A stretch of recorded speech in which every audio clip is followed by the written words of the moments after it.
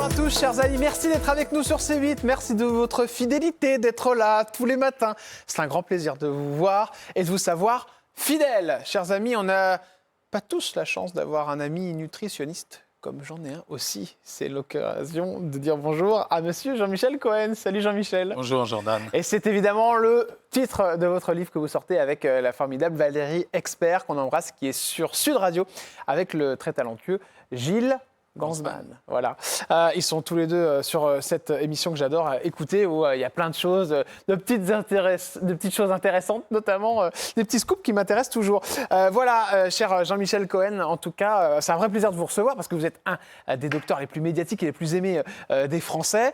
On vous appelle comment quand on vous croise dans la rue ? On me cite les phrases que j'utilise sur YouTube. Ça veut dire, les gens m'arrêtent et me disent « Ah, c'est sympa, vous ne me prenez pas pour une patate » ou oui. Ah, c'est sympa, vous ne me racontez pas de salade ». Voilà. Ça a beaucoup changé, justement. Avant, on m'arrêtait en me disant « Tiens, je vous ai vu hier sur telle chaîne, telle chaîne. Oui. » Aujourd'hui, non, on me dit « Ah, TikTok, Insta, Facebook, YouTube ».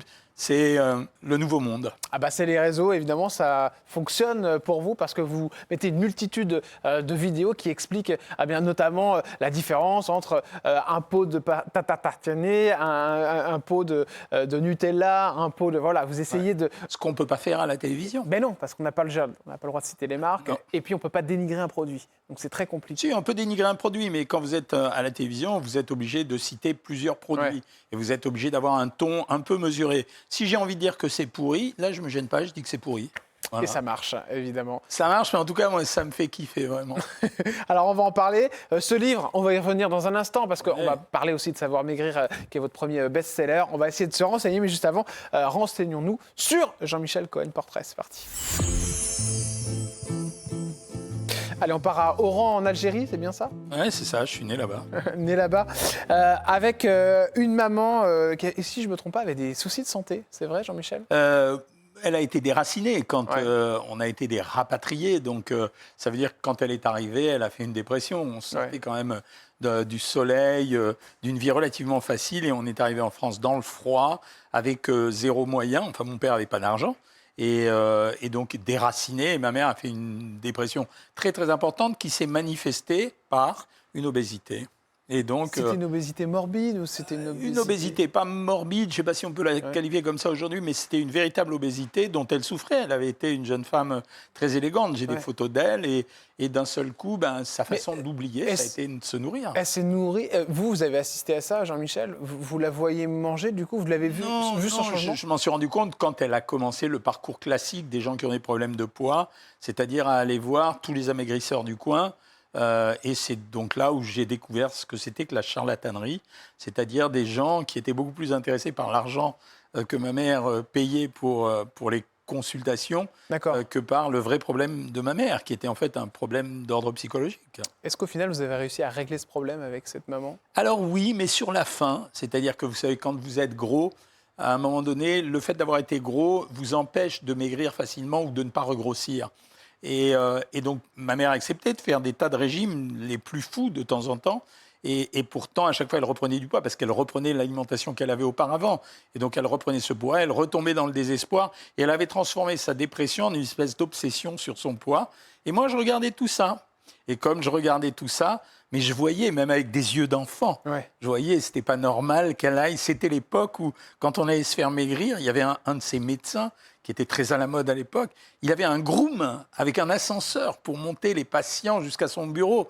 Et là, il faisait son numéro de charlatan. Ma mère payait. Elle appauvrissait la famille, donc en quelque sorte. Ah oui, Et au carrément. total, oui, parce que c'était... plus on payait cher, ça marche encore aujourd'hui ces trucs-là, mais plus on payait cher, plus on avait le sentiment de réussir.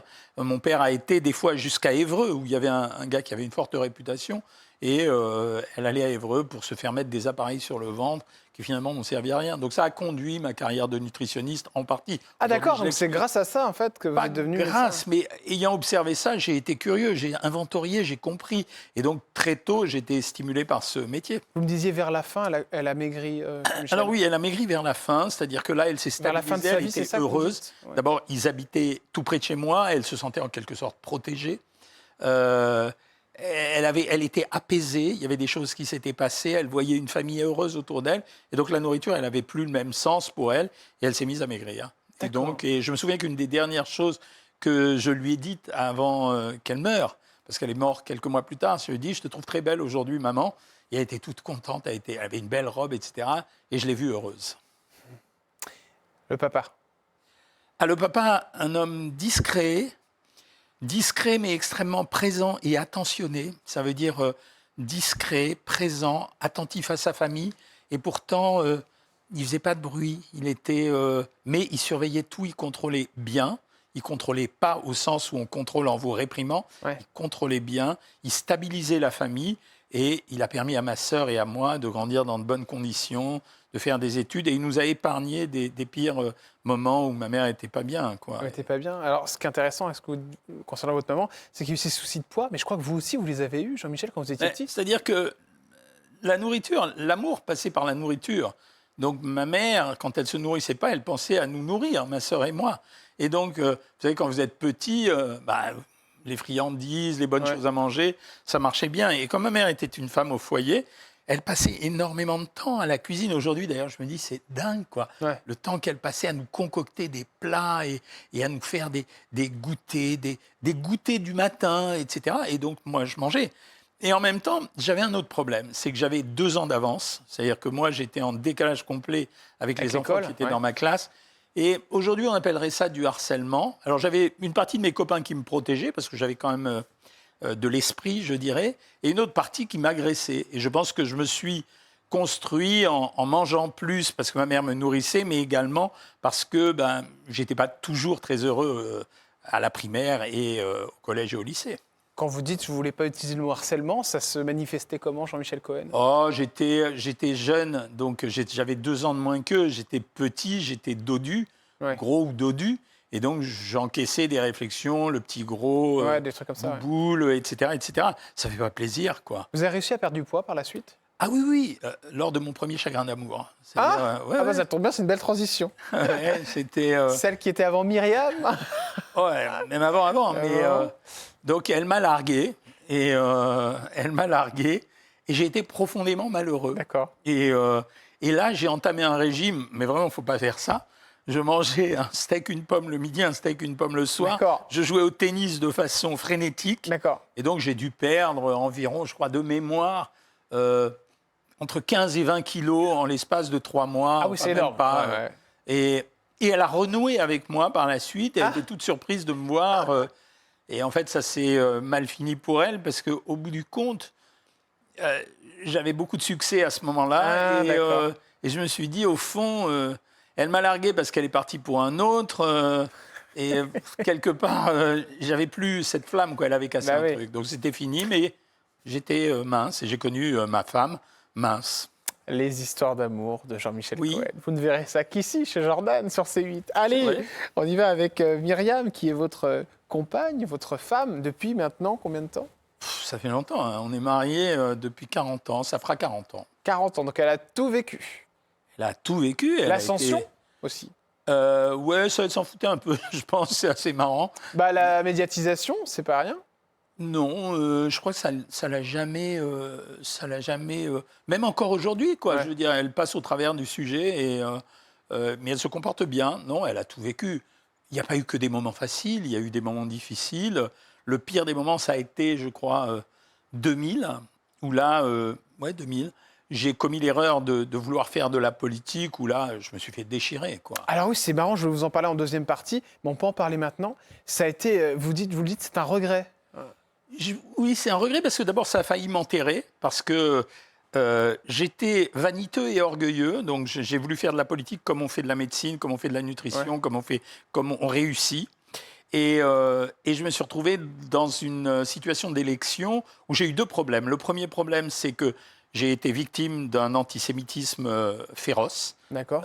Des crachats sur ma permanence, etc. Donc ça existait déjà à l'époque. Et la deuxième chose, c'est que je perds l'élection à 75 voix sur 40 000 électeurs. C'était quel groupe, Jean-Michel? À l'époque, j'étais le candidat sans étiquette de Nicolas Sarkozy. D'accord, ok. Donc la droite. Et une droite, mais bon, je n'étais pas très, très impliqué dans l'organe politique, dans le parti politique. Mais par contre, j'étais le candidat parce que je sortais d'une mairie où j'étais apprécié. Et en fait, je travaillais plus, c'est-à-dire que je passais mon temps au téléphone à faire de la politique, donc je bossais plus, donc j'avais plus d'activité médicale, j'avais monté un très grand centre médical. Une partie des médecins en a profité pour sortir de ce centre pour s'installer en face. Ouais, c'était le coup de la trahison, c'est assez classique. Et je me suis retrouvé à poil, quoi. Ça veut dire plus de revenus, plus d'activité, etc. Et ayant perdu, je me souviens avoir rencontré Nicolas Sarkozy et qui me dit « Qu'est-ce que tu vas faire ?» Et j'ai refusé toutes les propositions qu'on me faisait qui consistaient à rester dans la politique.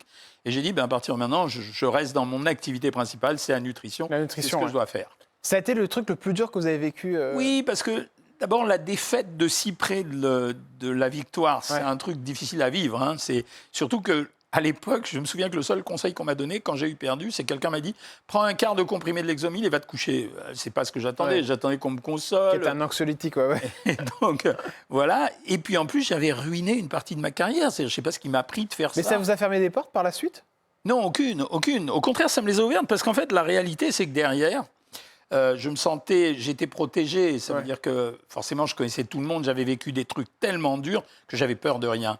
Et un jour, j'ai été contacté par M6 qui m'a proposé d'être le fil rouge d'une émission où là, je ne sais pas ce qui m'a pris, j'ai défoncé l'émission. C'est-à-dire, j'ai bavé sur tout ce qui était pourri dans la nutrition, dans mon monde de la nutrition. C'est un truc qu'on ne fait jamais. D'habitude, on se tient, on est ça, c'est clair. Ouais. Et l'émission fait un carton d'audience. Et comme elle fait un carton d'audience, tout le monde me repère, médias, patients, etc. Et d'un seul coup, je redémarre dans mon activité que je fais à ce moment-là avec joie et bonheur, tellement je suis passé près, entre guillemets, d'une mort sociale. Myriam, comment elle est intervenue auprès de vous dans cette descente aux enfers par rapport à la politique, Jean-Michel ? Elle m'a, je vais vous dire, elle m'a soutenu. Et un jour, le truc le plus drôle qui me soit arrivé, c'est que donc j'étais en situation de quasi-faillite, et un jour, ma petite fille, Laura, que vous connaissez apparemment, très bien, parce qu'elle qui a travaillé comme journaliste, qui est journaliste, ma petite fille, qui est petite, me dit, il y a un monsieur qui est venu, il s'appelle Monsieur l'huissier. Et moi, Monsieur l'huissier, je sais ce que c'est qu'un huissier. Hein. C'est pas... Ma fille croit que c'est son nom, D'accord, huissier. ok. Et en fait, à ce moment-là, j'ai vu une petite larme au coin de l'œil de Myriam, et je vous assure, ça m'a donné une énergie. Mais alors, et je me suis dit, non, je ne vais pas me laisser faire comme ça. Hein. Donc, j'ai redressé la barre, j'ai repris mes activités de nutrition. Et concernant l'argent, pourquoi ça a été une faillite financière ? C'est ça que j'avais payé une élection. Les élections, personne ne m'aidait. Hein, ça vous a coûté combien, Jean-Michel Cohen ? À l'époque, j'ai dû dépenser l'argent d'aujourd'hui, 40-50 000 euros. Et il n'y avait pas de remboursement sur cette élection. J'avais plus d'activité, donc je vivais sur les économies que j'avais, donc il n'y avait plus rien. Il y avait zéro. Les économies de la famille, quoi. Oui, il y avait zéro. Vous êtes retrouvé sur la paille. Il y avait moins quelque chose dans les banques.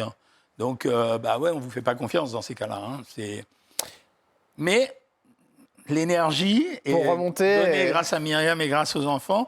Et je suis remonté. Et 6 mois plus tard, si vous voulez tout savoir, puisque vous aimez ça, 6 mois plus tard, je savais que tout était réglé. J'ai dépensé beaucoup d'argent, tout l'argent que j'avais économisé entre 0 et juillet. Et j'ai loué un bateau et on avait le tour de Corse avec les enfants. Et ça, c'est un très, très beau souvenir. Et là, c'était une renaissance en quelque sorte. La renaissance avec une jolie photo, une photo de famille que Laura m'a donnée. Ah ouais. Oh, celle-ci, elle charrie quand même. Il n'y a que moi qui peux l'avoir, celle-ci. Alors Laura, je l'ai rencontrée parce qu'on Laura, elle mange une pomme, là. Voilà. J'ai un travail à H2O aussi, évidemment, à la boîte de production de Cyril Hanouna, et Laura a beaucoup travaillé là-bas. Donc j'ai rencontré là-bas votre fille. Alors c'est très drôle parce qu'au début, je ne savais pas que c'était votre fille. Et je suis monté parler à Déborah, qui est sur l'émission TPMP, qui était à l'époque sur l'émission TPMP People, et qui maintenant est sur PAF. Et je fais à Déborah, vous devriez prendre Cohen, c'est un très bon client, il est super. Et Laura fait, oui, c'est sûr, c'est mon père. Et je dis, oui, mais comment ça ? Et là, elle me dit, je m'appelle Laura Cohen. Je dis, oui, mais des Cohen, il y en a plein. Et là, je me montre une photo et j'ai, oui, en effet, c'est vraiment ton père. Donc ça m'avait fait rire. Voilà comment j'ai rencontré votre fille. Donc il y a 3 filles, c'est ça ? 3 filles. Stéphanie, Jennifer et Laura. Ouais. Voilà. C'est très important pour vous, la famille. D'ailleurs, vous savez faire que des filles, Jean-Michel ? Apparemment. Bien qu'on ait fait pour Laura le régime garçon, qui était une somptueuse bêtise. Alors ça, c'est très intéressant. Oui. Donc ça fonctionne pas ? Non. Non, ça fonctionne dans 50% des cas. D'accord. Donc, ce qui veut dire que c'est un échec. Ok. Et donc, vous vouliez un garçon, a mangé quand même. salé quand même pendant presque 9 mois. Pauvre Myriam. Alors, oui, bon, mais finalement, quand Laura est née, Laura est née avec le sourire. Ouais. Et elle a gardé le même sourire Ouais, aujourd'hui. c'est important. Vous êtes proche de vos 3 filles? Très proche. Ouais, c'est Très important. proche. C'est le socle. Elles sont... L'aînée est radiologue. Ouais. Et en plus, c'est une star dans son métier.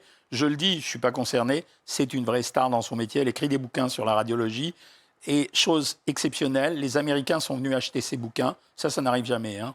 La deuxième tient sa pharmacie de main de maître. Et la troisième, Laura, c'est la petite dernière, c'est la journaliste. Ouais. C'est le bonheur et le sourire. Alors, vous avez une de vos filles qui a fait un régime sans vous prévenir, si je ne me trompe pas. Oui, c'est Laura. Ouais. C'est Laura. Et en fait, Laura, elle a traversé 2 périodes difficiles. Elle a traversé un Covid. Elle travaillait, elle était journaliste à l'étranger à ce moment-là. Elle s'est retrouvée seule sans sa famille en période de Covid. Impossible de voir sa famille, impossible de sortir de chez elle. Sa seule passion, ça a été de manger, ce que beaucoup de gens ont fait. Bah, c'est normal. Hein, et elle a enchaîné après en se mariant et en faisant un bébé. Et elle s'est retrouvée avec 15, 20 kilos en trop, une dizaine ou une douzaine du Covid et 7-8 de la grossesse. Et nous, on ne disait rien parce que je sais très bien qu'il ne faut rien dire dans ces cas-là. C'est intéressant parce que ça apprend aussi pour les parents qui traversent une période complexe avec les enfants qui, des fois, prennent du poids. Elle est belle et je l'aime, donc je l'aimais même si elle avait un surpoids, donc ce n'est pas un problème. Et je ne disais rien. Et on l'a vu commencer à maigrir. Donc sans vous prévenir, en fait, et ce qui est drôle, c'est qu'elle a fait votre régime. Ça c'est Laura, oui. Et à la fin, je lui ai dit, mais Laura, t'as fait quoi? Elle me dit, j'ai fait toi. Je lui ai dit, mais quoi t'as fait moi? Elle me dit, non, je voulais pas t'en parler. Je l'ai fait comme si j'étais monsieur ou madame tout le monde et je me suis inscrite et j'ai respecté à la lettre tout ce que tu avais écrit. Elle m'a dit, tu vois, ça marche. Hein. Ouais. Donc, peut-être quand même des photos. J'en ai une deuxième qui est très jolie et si je crois mon petit doigt, c'est un voyage qui compte beaucoup dans votre cœur parce que vous êtes battu pendant 3 ans pour réussir à le réaliser avec toute la famille. Ah ouais, ça c'est énorme. En fait, c'était l'idée de réunir toute la famille d'un coup. Et donc, j'avais décidé de faire un voyage de famille. Ouais. C'est très long à organiser parce qu'ils ont tous des tas d'occupations. Et on est tous partis en Corse, territoire que j'adore. Ouais. Que j'adore. Et on a passé 4 jours tous ensemble. Intéressant ce que vous dites parce que est-ce que vous avez vraiment réussi à avoir une vie de famille, Jean-Michel Cohen, avec tout ce travail, avec toutes ces heures de télévision? On a l'impression que vous n'arrêtez jamais, vous êtes tout le temps en train de faire des vidéos sur YouTube, que vous vous réinventez sans cesse. Est-ce que, quelque part, vos filles vous l'ont reproché de ne pas être assez présents? Non. Jamais, parce que, d'abord parce qu'il y a un repas sacré qui est le repas du vendredi soir, où régulièrement, disons que 2 vendredis sur 3, on est tous en famille. La deuxième chose, c'est parce que le soir, je me débrouillais toujours à rentrer et je pouvais les coucher. Et puis parce que je les ai beaucoup au téléphone. Et que finalement, les gens ont l'impression que je suis très présent, mais quand vous faites de la télé, vous savez très bien ce que c'est. C'est-à-dire vous avez 1 heure qui est prise, 1h30, et puis vous passez à la maison. Puis j'avais la chance de travailler à côté de chez moi. Donc ça veut dire que je ne perdais pas de temps dans le transport. Et autre chose qui est intéressante, c'est que là, on parlait tout à l'heure de votre fille qui a fait un régime sans vous prévenir. Comme quoi, on a beau être nutritionniste, on peut aussi avoir un enfant qui prend du poids et qui va s'autoréguler tout seul. Mais ce n'est pas parce que vous êtes nutritionniste, par exemple, que même vous aussi, vous ne prenez pas de poids. Moi, c'est à part. C'est qu'il y a une composition génétique et une composition de comportement alimentaire dont on m'a instruite, malheureusement et heureusement, grâce à ma mère. Mais quand vous voyez cette famille, regardez les enfants. Mais ma fille, la radiologue qui est à côté de David, qui a des lunettes, elle est toute mince et slim et elle court et elle est joggeuse. Mais alors, vous donnez aussi des instructions à votre famille? Oui, en fait, regardez, il n'y a aucun des enfants et des petits-enfants qui a des problèmes de poids. Et pour Laura, ça a été accidentel. Mais ça veut dire qu'elles ont quand même été imprégnées de tout ce qu'elles ont entendu à la maison. Elles ont vécu dans le monde de la nutrition. Et ma femme respecte ça à la lettre. Vous l'imposez à vous-même? Oui, je suis régulièrement au régime, je le dis, parce que j'ai été construit comme ça, donc je m'impose de faire. Quand vous dites construit, on revient à ce que vous disiez tout à l'heure, c'est que votre maman vous donnait beaucoup à manger quand vous étiez petit pour combler cette. Quel est l'enfant qui, à 10h du matin, mange un hot dog avec un cola? Quel est l'enfant qui fait ça? Mais parce qu'on vous attaque là-dessus Ah oui, assez régulièrement. Qu'est-ce qu'on vous dit? On me dit que je suis gros et que je suis nutritionniste, mais que je ne devrais pas être gros. En fait, je ne suis pas gros, j'ai 2 problèmes. Un, je suis musclé. Et deuxièmement, à un moment donné, j'ai eu une fracture de la vertèbre qui m'a obligé à porter une espèce de corset qui me comprimait et qui m'épaississait. Voilà, mais après, je m'en fous un peu, quoi, je veux dire. 64 ans? 64 ans déjà, déjà. Ça va? Ça va ou moyen? Ça va non seulement bien, je fais de la musculation et du jogging presque tous les jours, sauf en période de forte activité. Je joue au tennis, j'ai encore un bon niveau de tennis. D'accord. J'ai été un très bon joueur de tennis. Hein.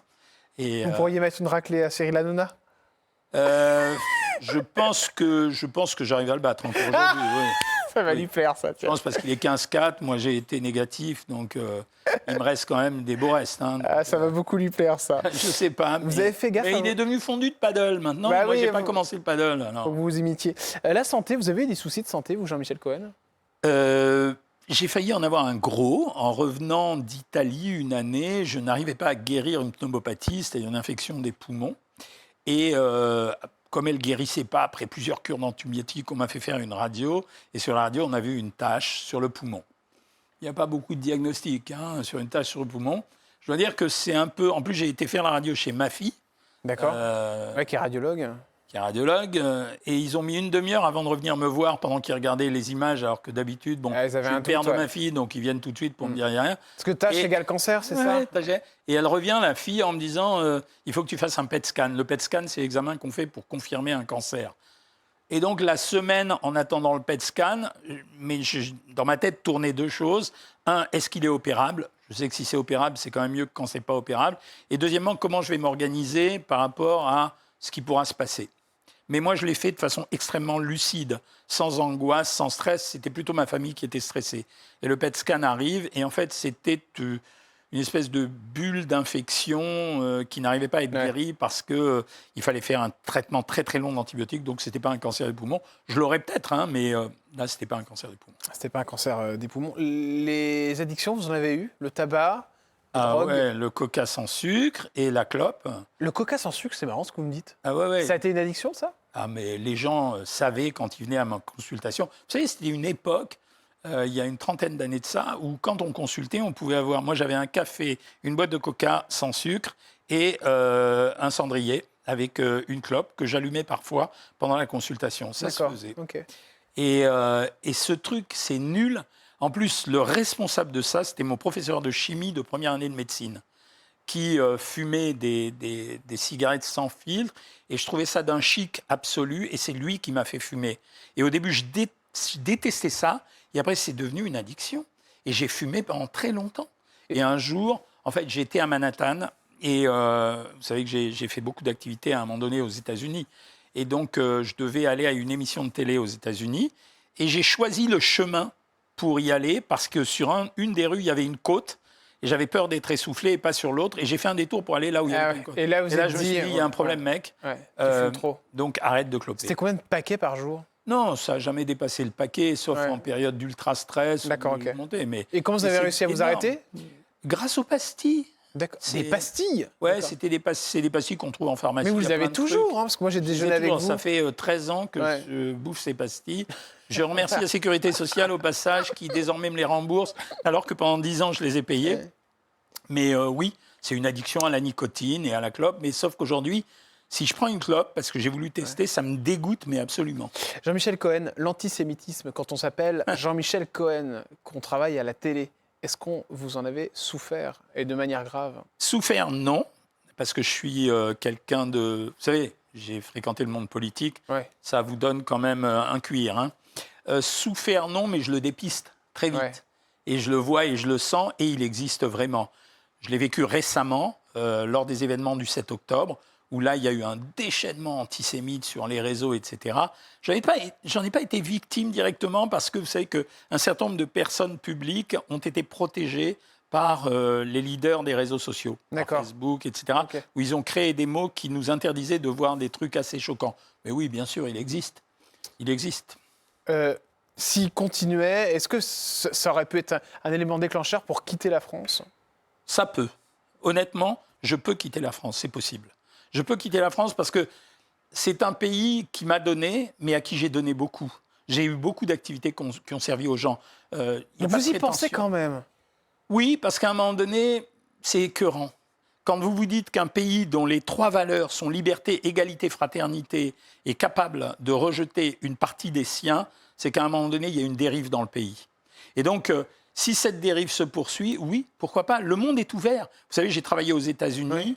On me dit qu'au Canada, on est francophone. En Suisse, ça peut bien se passer. Ce sera vos L'Espagne pays est de un pays de prédilection? cœur. Ouais. L'Espagne est un pays de cœur aussi. Mais vous en avez parlé avec votre femme, Myriam, de ça? Oui, j'en ai parlé avec elle. bien Elle serait sûr. d'accord avec vous? Elle serait d'accord. Si on sent qu'à un moment donné, c'est complètement pourri, Oui, je pense qu'on est capable de le faire. Et vous parlez de l'antisémitisme, évidemment. Hein, Bien sûr, pour je parler parle de l'antisémitisme. Non, si vous voulez me parler de l'extrême droite, non. Aujourd'hui, l'extrême droite nous protège plus de l'antisémitisme que plein d'autres gens. Quand je C'est vois intéressant ce que vous dites. l'ultra-gauche, Donc, si je vous parle de Marine Le Pen, Jordan Bardella, ça vous fait pas jamais peur, j'aurais par exemple pensé ça. Jamais j'aurais pensé ça. Jamais j'aurais pensé que l'hypothèse d'approuver des gens d'extrême droite soit possible. Jamais j'aurais pensé ça. Et aujourd'hui, c'est votre cas, Jean-Michel Et Cohen? aujourd'hui, je me dis, je vois un spectacle affligeant. La gauche que j'ai connue et que j'ai aimée, la gauche mitterrandienne, cette gauche qui avait une dimension sociale, démocrate sociale, qui est devenue cette gauche incarnée par Mélenchon et sa clique. Mais c'est pas ce que j'ai aimé. Et la droite que je vois se déliter dans des querelles inutiles. Et on s'étonne que les Français aujourd'hui plébiscitent le Front ou Rassemblement National. Ouais. Mais quelle évolution ce pays est en train de subir? Donc, vous Quelle pourriez évolution? voter Marine Le Pen, vous, Jean-Michel Cohen? Je ne sais pas encore. D'accord, mais Honnêtement, c'est pas je un sais non pas négatif. encore. Je ne sais pas encore. Au jour d'aujourd'hui, pour un juif, c'est très difficile d'aller Bien sûr, voter à l'extrême droite. Mais une grande partie des gens de ma confession se posent sincèrement la question. C'est très intéressant. Vous savez, pour la marche contre l'antisémitisme, ne pas avoir vu le président de la République défiler avec nous, ça a été quand même un choc. Oui, je comprends. Un vrai choc. On va se retrouver dans un instant avec Jean-Michel Cohen qui peut parler aussi bien de politique que de nutrition. On verra ça dans un instant, chers amis, avec notamment Savoir Maigrir et ces méthodes de régime qui vous fascinent. Le régime aux œufs, le régime avec le truc là, de diabète là, que j'ai vu sur Internet qui fait un carton sur TikTok. Est-ce que c'est dangereux? Comment faire aujourd'hui pour maigrir en 2024? On va tout vous dire. On va vous parler aussi télé. C'est dans un instant sur C8 avec notamment les questions cash qui arriveront en fin d'émission. A tout de suite, juste après une petite pause de réclame, n'est-ce pas? À tout de suite sur C8.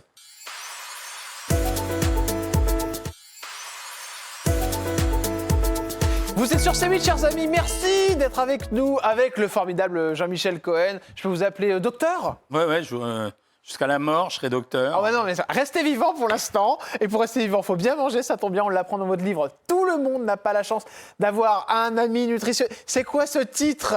C'est le titre le plus long qui m'a fait rigoler. Voilà, avec Valérie, on a trouvé ça rigolo. Qui est génial et qui est sur Sud Radio avec Gilles Gansman, qu'on embrasse très fort, qui ont une très bonne émission d'ailleurs, où vous pouvez suivre toutes les péripéties de nos personnalités préférées. Que j'invite aussi. Alors, il y a plein de choses, les programmes, les régimes. Et j'aimerais qu'on revienne, cher Jean-Michel Cohen, sur un livre qui a été un de vos best-sellers, voire le best-seller, c'est évidemment Savoir Maigrir.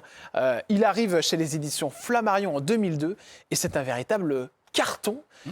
On va parler de plein de régimes à l'intérieur. Alors, il y a le confort à 1400 calories par jour. Le deuxième régime, le semi-rapide à 1200 calories par jour. Et le troisième régime, c'est le rapide à 900 kilocalories par jour.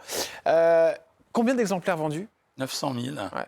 900 000, c'est pratiquement 1 million. Ouais. Vous l'aviez senti venir aussitôt? Non. Pas du tout. Non, pas du tout. Il a été en rupture de stock avant qu'il soit sorti en librairie. Et en fait, parce qu'à l'époque, j'étais déjà assez médiatisé. Et justement, je vous avais dit, je balançais tout ce que je savais sur le monde de la nutrition pourri. Et, enfin, celui qui était pourri, en tout cas. Et donc, je donnais des solutions qui étaient les solutions de la vraie nutrition. Et les gens ont plébiscité ce livre. Ça a été un déferlement. Et il a été traduit dans je ne sais combien de langues. Alors, il y a plein de régimes qui intéressent tout le monde aujourd'hui, notamment le régime des œufs. En quoi ça consiste exactement? Mais le régime des œufs, en fait, c'est une technique que j'ai utilisée à l'hôpital Bichat il y a très longtemps, qui consistait à accepter le fait que certaines personnes, pour être motivées, doivent faire un régime très efficace la première semaine. C'est un régime très dur. Moi, je ne pensais pas que ça allait faire ce tabac-là, mais ça m'arrive à chaque fois. Le régime de la soupe aux choux, ça a été la même chose. Alors, soupe aux choux, c'est que de la soupe aux choux pendant une semaine, c'est ça? Mais non, c'était pas ça. C'était à la base, j'avais donné cette soupe aux choux pour en faire une des soupes qu'on devait prendre dans la semaine, et puis c'est devenu, on ne mange que de la soupe aux choux. D'accord. Mais c'était pas moi. Mais ça marche. Voilà, ça marche. Ça, le mono-aliment, pardon, je vous pose la question, ça fonctionne, ça, quand on mange le même aliment tous les Quand jours. vous mangez rien, vous maigrissez, évidemment. Ouais. Mais si on mange le même aliment tous les jours, ça fonctionne, on est d'accord? Parce que la nourriture devenant monotone, vous perdez l'appétit. C'est ça qui fonctionne, mais c'est pas bien. Okay. Un bon régime, c'est un régime qui n'interdit rien. Et après, ça a été le jeûne intermittent. Ça date de 2015. Il y a plein de gens qui se l'approprient aujourd'hui, mais c'est un livre que j'écris qui s'appelle « J'ai décidé de maigrir », où j'explique qu'on peut faire un fasting, c'est-à-dire un jeûne 16 heures, 8 heures. Et après, jeûne intermittent, c'est-à-dire, moi par exemple, je vais vous dire, je mange à 20h, bien alors je me fais plaisir, un mousse au chocolat, vous l'avez vu, on a dîné ensemble. Ouais. Et après une mousse au chocolat pour deux, j'ai tout bouffé. Mais par contre, je ne remange qu'à 19h. C'est ça, vous êtes obligé de... Est-ce que c'est dangereux, ça, le jeûne? Non, c'est absolument pas dangereux, parce que l'humanité a mangé entre 1 fois et 4 fois par jour dans notre pays. Okay. Donc, c'est pas dangereux. Okay. Mais si vous n'avez pas l'habitude de le faire, vous serez moins bien que quand vous avez le rythme habituel. Donc, c'est pas grave de manger qu'une fois par jour, mais à condition... 1 heure de... Ça fait maigrir. Si pendant les 8 heures, vous pouvez manger, vous observez quand même un contrôle alimentaire. Il y a des gens qui s'imaginent qu'ils peuvent se baffrer pendant les 8 heures parce qu'ils ne mangent pas pendant 16 heures, ils vont maigrir. Ça ne marche pas comme ça. Et donc, j'avais écrit ce régime dont j'ai décidé de maigrir. Et derrière, il y a plein de gens qui l'ont fait. Chaque fois que j'écris des régimes un peu nouveaux, il y a plein de gens qui les font. Et ils se sont appropriés le jeûne intermittent. Et c'est pour ça qu'il y a plein de gens qui s'appellent jeûne intermittent officiel, etc. Bon, écoutez les gars, il y a un livre qui a été édité en 2015, il y a la preuve, on peut le trouver encore. Et pareil avec le régime des œufs. Alors, le régime des œufs, en fait, vous vous alimentez d'œufs durs entiers et de blancs d'œufs toute la journée. Donc, il y en a, selon qu'on est une femme ou un homme, entre 6 et 9. Blancs d'œufs, c'est-à-dire qu'il n'y a pas le jaune, il n'y a pas le cholestérol. Et œufs durs, un petit peu. Des bouillons de légumes et des yaourts à 0%, parce que quand je croise 2 protéines comme ça, j'obtiens une protéine de bonne valeur biologique. C'est un régime qu'on ne peut faire qu'une semaine. On ne fait pas plus. Mais on perd très vite. Bah oui, on perd 4 kilos, 3-4 kilos la première semaine. Ça, ouais. Mais derrière, on est obligé de suivre un programme de réadaptation. Et c'est tout le problème quand je donne un régime un peu agressif comme ça, de savoir comment il va être détourné par certaines personnes. Mais ce qui m'a fait rigoler, c'est que moi, je l'ai mis comme un des régimes que je propose dans un bouquin. Et derrière, allez, c'est parti. Tout le monde me questionne sur le régime des œufs. On en parle dans les journaux, etc. Sur TikTok, on parle beaucoup du régime avec la petite picouse, là, vous savez. Donc, ça fonctionne avec les gens qui, malheureusement, ont du diabète. Et d'ailleurs, les pharmacies se font totalement... parce que les pharmacies se font dévaliser. À la base, c'est un produit pour les diabétiques. D'accord. Et il y a 2 problèmes. Alors, quand vous êtes diabétique, c'est intéressant, parce que pour les diabétiques de type 2, on obtient 2 effets. Il y a une diminution du diabète, et en plus, on les fait maigrir, ce qui va souvent avec le diabète. Donc, la seringue imite le sucre, Jean-Michel Cohen? Non, elle imite pas. Elle permet d'augmenter, elle diminue la production d'insuline, et elle coupe l'appétit des gens. Voilà ce qu'elle fait. Et donc, c'est un truc qui marche, en tout cas. Ça marche chez les diabétiques. On a 2 problèmes avec ce produit. Le premier problème, c'est que va-t-il se passer 10 ans après ? Quand on a arrêté la production d'insuline ou quand on a mis au repos le pancréas, qu'est-ce qui va se passer ? C'est le pancréas qui fabrique tout ça. Qu'est-ce qui va se passer ? Et le deuxième problème, c'est est-ce qu'on va être obligé de suivre ce traitement jusqu'à la fin de ses jours ? Parce que quand on l'arrête, que va-t-il se passer ? Ce que vous dites là aujourd'hui, Jean-Michel Cohen, c'est que si on a utilisé ce concept donc de se piquer 1 fois par semaine, c'est ça, donc en plus c'est des grammages à chaque fois au niveau du nombre de produits que vous mettez dans votre corps, on ne saura que dans 10 ans s'il y a un souci ? Vous savez, chaque fois qu'il y a un nouveau traitement, les problèmes, s'il y a problème, ils n'apparaîtront que plus tard, puisque les gens sont sous ce traitement pendant longtemps. Donc, ça me pose un problème aujourd'hui, voilà. Le light, Jean-Michel Cohen ? Oh, c'est démodé, c'est fini. Et le zéro ? Le zéro sucre, ça marche encore, mais le light, c'est fini. Ça veut dire que... Entre un Coca Light et un Coca Zéro, et un Coca normal, qu'est-ce qu'il faut ? C'est la même chose. Les 3 sont pareils ? Mais c'est identique. Un Coca normal, non, il contient du sucre, mais light ou sans sucre, ça a été une invention marketing. Ça veut dire que les gens ne comprenaient plus le mot light qui était dévalorisé. Donc, ils ont écrit Coca sans sucre. Mais on est d'accord qu'il vaut mieux prendre un zéro.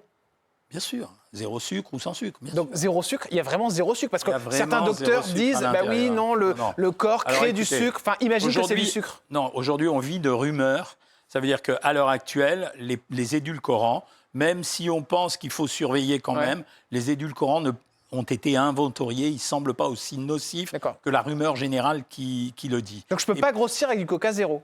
Non, vous ne pouvez pas grossir. Même si par contre, il n'est par jour. pas dit que comme vous avez substitué au sucre que vous réclamiez du sans sucre, vous n'allez pas vous guider vers autre chose pour avoir ce dont vous aviez envie.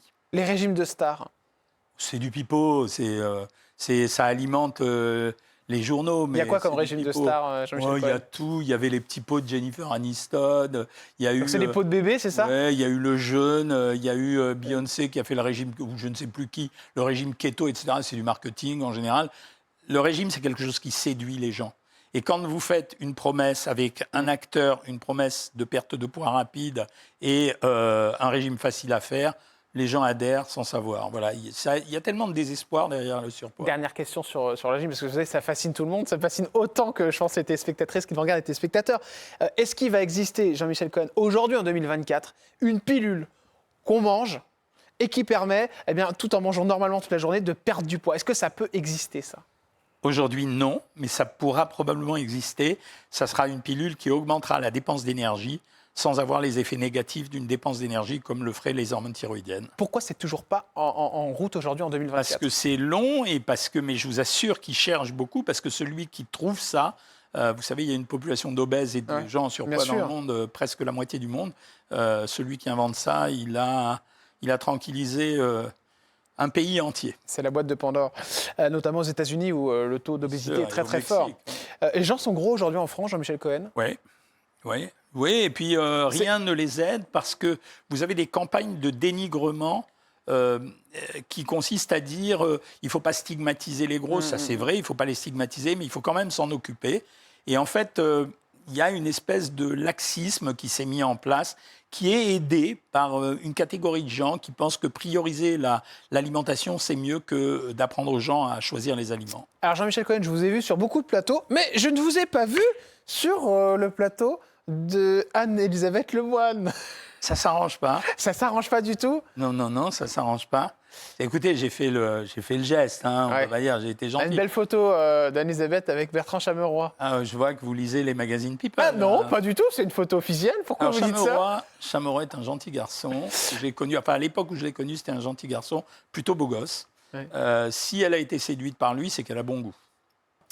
Aurélie Casse, qui a fait son arrivée autour de la table d'ailleurs de C'est à vous sur France 5, aura pas fait bien longtemps parce qu'apparemment elle ne fait déjà plus partie de l'équipe de chroniqueurs. Je ne sais pas si vous la connaissez, Aurélie Casse. Oui, je la connais. J'ai beaucoup de respect pour cette fille. Moi, j'ai été quelques fois sur le plateau de BFM. Je pense que c'est l'intelligence de Capton que d'avoir. Capton, c'est le producteur Pierre-Antoine Capton. Producteur. Ce garçon est brillant, intelligent, et c'est son intelligence de l'avoir débauché. Alors, peut-être que c'est difficile de mettre sur un plateau deux personnes de poids médiatique ou de poids audiovisuel intéressant. Ah, vous pensez que ça a été compliqué avec Anne-Elisabeth Lemoine? Je ne sais pas si c'est compliqué, mais vous savez, tous les plateaux où il y a deux personnes, deux fortes personnalités ensemble, ça clash. C'est dur. Hein. Je veux dire, c'est dur parce que s'il y en a un qui prend le lead, c'est-à-dire s'il y en a un qui prend... L'autre est frustré. Si celui qui est frustré prend le lead, celui qui avait le lead n'est pas content. Donc c'est très vite. Je pense que c'est très intelligent de l'avoir retiré. Et il faut faire ça d'une façon générale sur tous les plateaux. Souvenez-vous, Salamé et Ruquier. Franchement, on voyait bien que le duet, il ne marchait pas parce que Salamé est très fort, Ruquier est très fort. Ça ne pouvait pas marcher. Donc il ne faut pas faire ça en général en télé. Vous pensez que c'est une demande d'Anne-Elisabeth Lemoine? Non. Je crois pas. Je crois même pas qu'elle ait le pouvoir de demander ça. D'accord. Elle est présentatrice de ce programme, mais le patron... Il y a deux patrons. Il y a Christian Desplaces, qui est le rédacteur en chef, qui est un professionnel. Et il y a Pierre-Antoine Capton, qui est un grand professionnel aussi. Je pense que non. Je pense que c'est eux qui sentent l'atmosphère. Et je ne suis même pas sûr que ce soit vis-à-vis d'Anne-Elisabeth. Ça peut être aussi... vous savez, de temps en temps, vous ne trouvez pas votre place sur un programme. Ça veut dire être chroniqueur quand vous êtes présentateur d'émission, c'est très compliqué. Hein. Pierre Ducamp est venu nous voir il y a quelques temps. C'est un de vos grands amis, puisque vous avez emmené mon ennemi. Pierre Ducamp en justice. Il est venu nous voir faire un petit coucou. Il nous a parlé de vous. On regarde l'extrait, on en parle juste après. J'adore faire ça. C'était un grand moment à chaque fois. Quand j'ai atteint les 500 000 ventes, livre vendu, il m'a téléphoné, il m'a dit mais Pierre, qu'est-ce que tu fais? Je savais pas que tu étais... Ah oui, que tu travaillais dans l'éducation. Il me dit, je croyais que tu étais mort. J'ai dit, ben non, je suis encore là. Il n'était pas content parce qu'il lui-même avait des livres chez Flammarion. D'accord, il y avait moins de ventes, c'est ça? Et là, je commençais à le dépasser. Ouais. Ça, c'était quand je faisais 500 000. Et quand j'ai fait 5-6 millions de livres en France, là, il est devenu... Donc pour vous, c'est de la jalousie, quoi? Non, il m'a dit, parce que moi je l'ai eu au téléphone, il me dit, Pierre, quand je dis du mal de toi, ça me fait du bien. C'est pas du bien physiquement, ça me fait du bien à ma cote. Parce que les gens m'écoutent. Ah, d'accord, ok. Vous voyez, ça retombe. Pourtant, il n'est pas clasheur, Jean-Michel Cohen. Mais bon, en tout cas, aujourd'hui... il a dit que mon régime donnait le cancer du sein. Oui. Bon, c'est pas sympa. Vous aviez attaqué d'ailleurs là-dessus. Oui, j'avais attaqué. Mais vous avez... J'ai perdu. Vous avez perdu. J'ai pas perdu. Le tribunal a dit, sur une méthode, oui, pas sur un homme. Alors, il a perdu, mais il n'a pas vraiment perdu. Quel culot. Hein? Mais quel culot. D'abord, tout ce qu'il raconte est faux. Ah bon? Ah oui, tout ce qu'il raconte est faux, mais d'une façon générale. Ah super, je vais pouvoir lui repasser cette vidéo quand je vais le réinviter. Tout ce qu'il raconte est faux. Il a raconté que j'ai été son élève. On l'a jamais vu traîner dans un service de nutrition. Mais c'est que des conneries ce qu'il raconte là? Que des conneries. Mais il vous dit ça en général avec un grand sourire et un air... Mais vous étiez jaloux de ses ventes ou pas, Jean-Michel Cohen? Jamais. Vous savez pourquoi Moi, je m'en foutais de lui complètement. Et un jour, il va au Grand Journal, et donc l'émission de Denisot. Et devant tout le monde, je ne sais plus lequel des chroniqueurs, qui étaient mes amis, Et on lui demande s'il va me rattraper ou s'il va être au même niveau que moi. Et il répond devant tout le monde, non, mais c'est un has-been. Mais enfin, ça veut dire quoi de dire ça, je veux dire. Et ce jour-là, je me suis dit, mais t'es un voyou, quoi. Tu m'appelles pour me demander des services, etc. Et tu viens me dénigrer, me débiner à la télé comme ça. Et donc, de ce jour-là, je me suis dit, à partir de maintenant, je vais dire ce qu'est vraiment son régime. Du régime de Pierre Ducan, évidemment, le régime Ducan. Oui, mais c'était d'abord un vieux régime qu'on connaissait, c'était Pennington 1958, mais ça, il ne le sait même pas.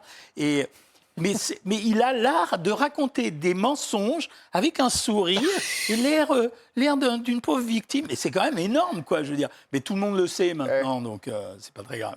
Bon, en tout cas, il dit que vous aimez bien dire du mal de lui, ça vous fait monter votre cote. Le mec, il est complètement à la masse, quoi. Il me fait rire, moi. C'est un sacré Oui, numéro, c'est ça. Je sais pourquoi vous l'invitez. Il vous fait rigoler, quoi. Ouais. Mais c'est bon. La seule chose de positif, ça me fait rire les nutritionnistes qui se battent entre eux. Je trouve ça très drôle. Je me bats pas avec lui. J'ai toujours essayé d'éviter d'être en confrontation avec le moindre de mes collègues et en particulier lui. Mais là, franchement, il est riche, Michel Simès. Je sais pas non plus. Je connais pas l'état de leur patrimoine. Mais quand vous avez fait 25 ans de télévision comme Michel, avec la boîte de prod, etc., et présentateur, oui, vous n'êtes pas à la rue. Ça, vous n'êtes pas à la rue. Et vous êtes riche, vous, Jean-Michel Cohen ? Je suis confortable, oui. Confortable. Michel Simès, pour savoir si ça va mieux avec lui, alors je sais que ça s'était apaisé, si je ne me trompe pas, parce que vous aviez eu quelques petites frictions. Et on embrasse d'ailleurs Marina Carrère-Dancos, que j'ai eu au téléphone. Même plus pourquoi j'ai eu des frictions. Ah bon, c'est plutôt, donc tout va bien. Mais un jour, il a téléphoné chez moi en disant on est fâchés, mais je trouve ça con et je voudrais t'inviter à déjeuner. Et moi, je suis plutôt, c'est peut-être un tort, mais en fait, ça me fait bien vivre. Je suis plutôt quelqu'un d'assez easy, quoi. Et j'ai dit, bon, ok, mangeons. Et puis là, il m'a dit que c'était une mauvaise interprétation, blablabla. Et voilà, mais on ne s'est pas revus. Donc, il n'y a plus de sujet, quoi. Voilà, j'aime pas être fâché avec les gens. J'ai des amis que je vois régulièrement. Mais il y a des gens avec qui je ne suis pas fâché. Il n'y a pas une personne avec qui vous avez été fâché, à qui vous aviez envoyé votre régime et qui n'avait pas voulu le suivre ? Ah si, la pauvre. Mais non, mais je ne suis pas responsable, c'est Élise Lucet. Élise Lucet ? Mais oui, écoutez, à l'époque, je pense qu'un de ses collaborateurs nous demande d'envoyer gracieusement le programme à Élise Lucet. Bon, elle demande, j'avais fait des émissions avec elle, on l'abonne sur Savoir Maigrir sans lui demander un sou. Je la croise un jour et elle me dit « Mais de quoi vous vous mêlez ? Vous m'envoyez un programme, vous me harcelez avec vos mails, etc. » Je tombe des nues. Et en fait, j'étais même pas au courant. Et j'appelle mon équipe et je leur dis « Vous avez abonné Élise Lucet ?» Elle fait « Oui, quelqu'un de sa boîte a demandé. » Alors ça devait être un mec qui était méchant parce que... C'est trop drôle. Et donc, elle m'en voulait. Après, je lui ai présenté mes excuses. Je lui ai dit, écoutez, je suis désolé, je vous explique. C'est sûrement un de vos collaborateurs qui a contacté un de mes collaborateurs. C'est très, très drôle. Et voilà, mais moi, j'y suis pour rien. Elle m'en a pas voulu. C'était réglé. On embrasse très fort Élise Lucet, qu'on regarde beaucoup d'ailleurs, Cache Investigation, qui est une très bonne émission. Très belle émission. Très bien. Allez, avec une très belle présentatrice. Très belle présentatrice. Allez, les questions cachées avec Jean-Michel Cohen. C'est parti. Allez, quand on s'appelle Jean-Michel Cohen, est-ce qu'on est millionnaire ? Oui. Ah, ça, c'est fort, ça. Oui. Je suis propriétaire de mon appartement, je suis propriétaire du cabinet médical, oui. Vous êtes millionnaire, Jean-Michel ? Oui. Avoir 1 million d'euros quand vous habitez un grand appartement à Boulogne, c'est facile. Hein. Quand on s'appelle Jean-Michel Cohen, on gagne combien par mois ?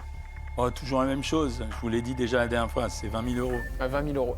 C'est beaucoup ? C'est bien. Oui, c'est beaucoup. La dernière fois, je me suis excusé de ça, et puis j'ai réfléchi et je me suis dit, au fond, j'étais complètement con. Ouais. Aujourd'hui, 20 000 euros avec tout ce que j'ai fait, je veux dire, c'est pas, j'ai pas été star de la télé, j'ai été star de l'édition. Oui, je gagne 20 000 euros par mois. Voilà, c'est très bien. Et j'ai pas honte. Non, j'ai plus à avoir honte parce que je pense que j'ai fait suffisamment de choses pour se dire que je touche les bénéfices de ce que j'ai fait. Le livre qui vous a rendu millionnaire, alors du coup ? Ça a été Savoir Maigrir, mais aussi les guides des aliments. D'accord, Les aliments ont été extrêmement puissants. Il y en a un vraiment où la somme est faramineuse, Non, ça a été Savoir Maigrir, mais si à l'époque j'avais su négocier, je pense que j'aurais obtenu le double. Et vous avez eu combien à l'époque ? 900 000 euros. Pour un livre ? Ah oui, pour un livre, oui.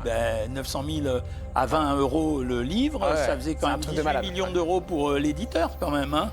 Ah ! Oui, c'est 20 euros un livre, donc il a encaissé ça. Sauf qu'à l'époque, je ne savais pas négocier. D'accord. Et aujourd'hui, j'en vends moins, mais je négocie mieux. Très fort. Est-ce que vous avez déjà eu des soucis avec le fisc, Jean-Michel? Non. Jamais. Non, et je suis un bon républicain. Ce que je veux dire par là, c'est que même à un moment donné où je gagnais beaucoup d'argent, on m'a proposé des tas d'embrouilles à la con et c'est pas mon truc. C'est pas votre truc.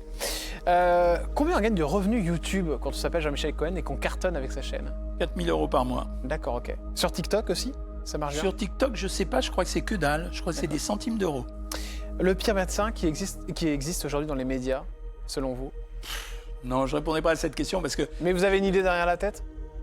Il y en a quelques-uns qui ne reviennent pas? Je vais vous dire pourquoi. Parce que même si j'ai des critiques à apporter, je pense que chacun de nous a fait des conneries. Donc voilà. La chose que vous avez lue sur vous qui vous a fait le plus de mal?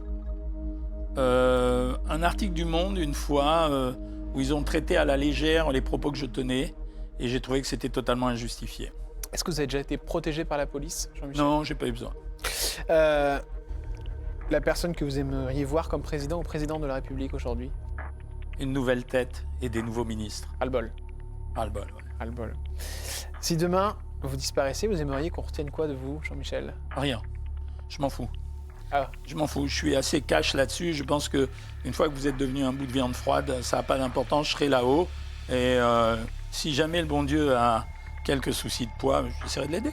C'est génial comme réponse. Est-ce qu'il y a un chroniqueur de Touche pas en poste qui ne vous revient pas des masses? Non. Non, mais j'ai des copains. J'aime bien Guillaume Janton. Ah, Voilà. il est génial. J'ai un petit crush pour Guillaume et pour Bernard Montiel. Voilà. Ah, Montiel. Là, vous m'avez parlé des garçons. Mais, Qu'est-ce que vous diriez aux gens qui pensent, avec ce que vous venez de dire, que vous gagnez trop votre vie? bosser autant que moi. Bosser autant que moi parce que je m'arrête pas. Ça veut dire que je travaille le week-end. C'est pas un justificatif. Et je crée des choses. Ouais. J'invente des choses. Donc après, j'ai eu cette chance d'être poussé par mes parents pour faire des études. Les médecins ont quand même une vie plus confortable que la moyenne des gens. Et j'ai été dans le haut des médecins. Si j'avais fait chirurgien esthétique, je gagnerais beaucoup plus. Ah oui, c'est vrai. C'est vrai que ça gagne plus que 20 000 Non, euros mais il y par a mois. beaucoup de métiers où on gagne beaucoup plus d'argent. Hein. Ophtalmo, chirurgie esthétique, les actes chirurgicaux en gastroentérologie. Non, il y a beaucoup... Ne croyez pas que les nutritionnistes soient les mieux lotis aujourd'hui. Les questions cash sont terminées. Merci beaucoup, Jean-Michel Cohen. Franchement, 100% hein, sur cette émission, très honnête. Mais vous êtes pas langue de bois, donc ça, c'est cool. Pourquoi vous voulez que je cache des choses? Parce qu'il y a beaucoup de gens qui cachent des choses. Je Et sais. vous ne cachez rien dans ce livre, je ne me trompe pas. Non. Il y a des régimes particuliers, Jean-Michel, pour les gens qui veulent acheter ce livre? On a mis 3 régimes à la fin. Un régime sans sucre ou presque pour éviter aux gens de faire des régimes n'importe comment. On a mis des régimes plutôt faciles à faire et un régime ultra rapide, justement parce que ma théorie, c'est de dire qu'il faut écouter plus les patients que continuer avec un dogme. Voilà, ça s'appelle « On n'a pas tous la chance ». Tout le monde n'a pas la chance d'avoir un ami nutritionniste. Dis-moi, Jean-Michel, je mange quoi pour maigrir? Vous le saurez en achetant ce très joli livre aux éditions First avec la très gentille et très talentueuse Valérie, expert que vous retrouvez sur Sud Radio. Voilà. Merci, Jean-Michel. À très vite À très vite pour une nouvelle émission. pour le prochain livre. On vous retrouvera sur PAF, je suppose, avec... Écoutez, moi je vais en fonction de mes disponibilités. Là où on me demande d'aller, j'ai pas d'exclusive. Voilà. Mais je suis sur CNews avec mon ami le docteur Brigitte Millot tous les samedis à 10h30. Et vous animez aussi une très belle rubrique avec votre ami Julien Courbet, si je ne me trompe pas. Et avec Julien Courbet, le matin, j'ai plaisir à aller travailler avec lui pour parler de consommation et de produits, les huiles, l'alcool, etc. C'est sur RTL. Salut Jean-Michel, à demain Salut, sur C8 avec une nouvelle émission. Je vous embrasse très fort. Ciao!